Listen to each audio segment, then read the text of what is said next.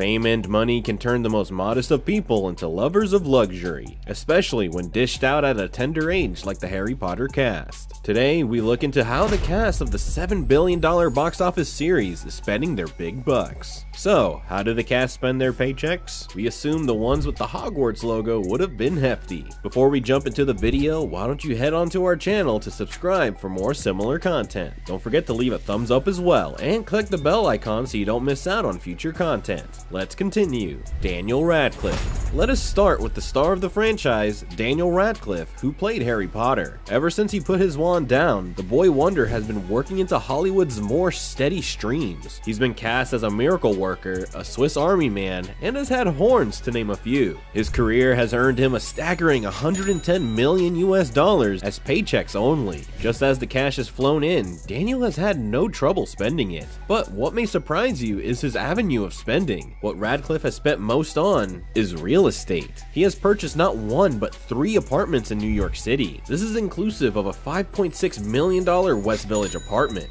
a $4.9 million Soho apartment, and the last on West 12th Street for $6.2 million.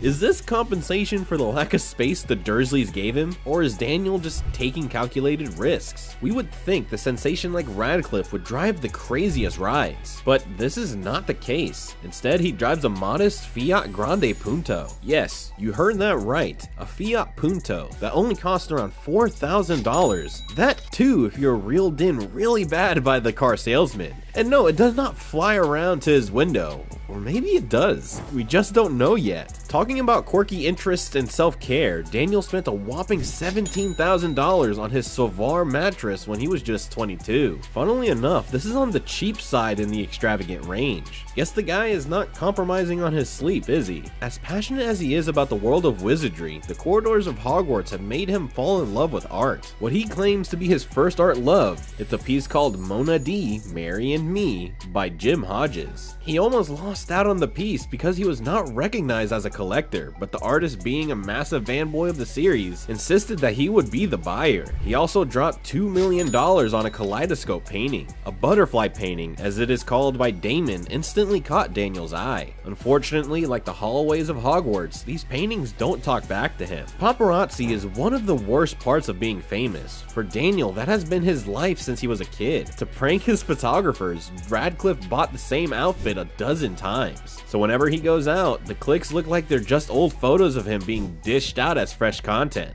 Thus, it was worthless and repetitive. Now that is some Slytherin level evil. Emma Watson. Emma Watson started as a lovable avid witch. Miss Know-It-All has had quite the career. She has made leaps and bounds through her rise to success. Roles in Beauty and the Beast, Little Women, and Perks of Being a Wallflower have earned her $85 million.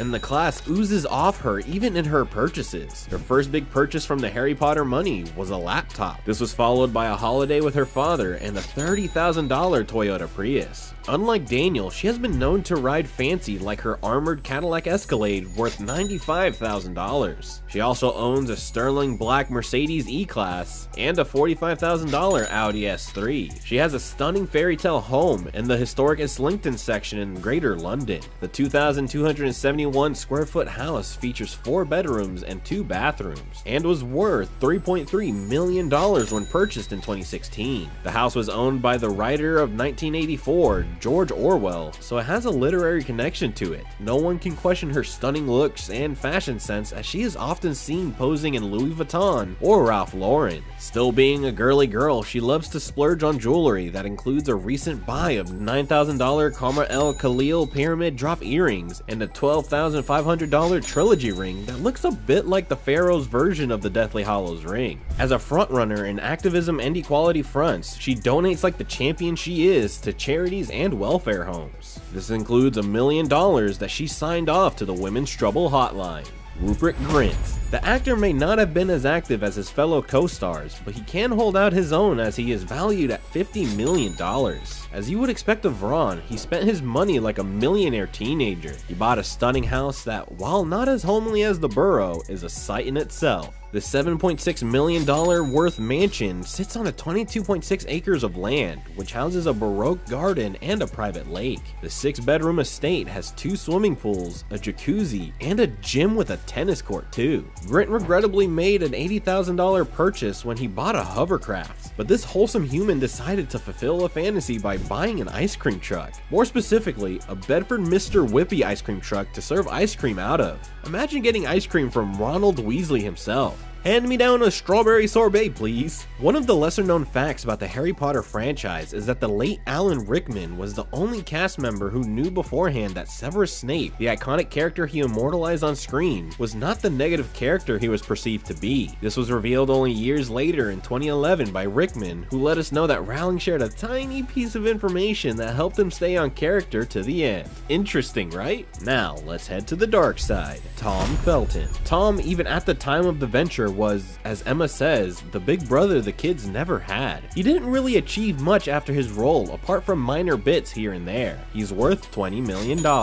He spent whatever he had made on cars for family and friends, something you'd expect of Draco, as loyalty to Malfoy's comes with perks. Felton bought what is described as too many BMWs before he could even drive. He almost got caught in a tax evasion scandal where he was saved by his accountant. He has a $243,000 Orange Huracan, a $200,000 Urus, and a $500,000 Aventador that has got to give a wider smile than a Nimbus 2000. Ralph Fiennes. What do you think Lord Voldemort spends his money on? Ralph Fiennes is very close to the $50 million mark net worth. He dresses up just as the spy he plays in the King's Man or 007 movies. His favorite thing to buy for himself is handmade leather shoes from John Lobb that range anywhere from $7,000 to $15,000. He is usually suited by Dior Men, where a coat costs $3,000. Another personal favorite of his is Longines Conquest Heritage watches, which the actor is particularly a fan of. A particularly refined nose of an Oxford snot of the Golden British Empire. Pun intended. Alan Rickman.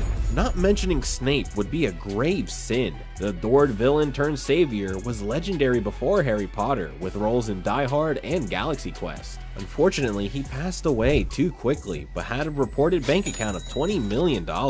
He lived in a West Village apartment in New York City. Appropriate to the man's taste, it had hardwood floors, 12-foot high ceilings, and plenty of natural light. The dimensions were 925 square feet, and it was a 1-bedroom studio with a compact kitchen and a gorgeous fireplace. It was sold for $1.7 million, hopefully to a worthy heir of the Half-Blood Prince. He drove cars that matched his aura as a Bentley Continental Roadster and his personal favorite Maserati Ghibli S worth $50,000. Rumor has it that he failed the driving test for being too cautious. Perhaps the most heartwarming expenditure of the infamous torturer of Harry Potter was spending money taking friends out. Multiple close family and friends acquaint him as someone who took them on warming personal dinners. Many actors have revealed he was a constant mentor about acting as well as real-life scenarios, as well as a terrible gossip partner. Graceful, even offset, always.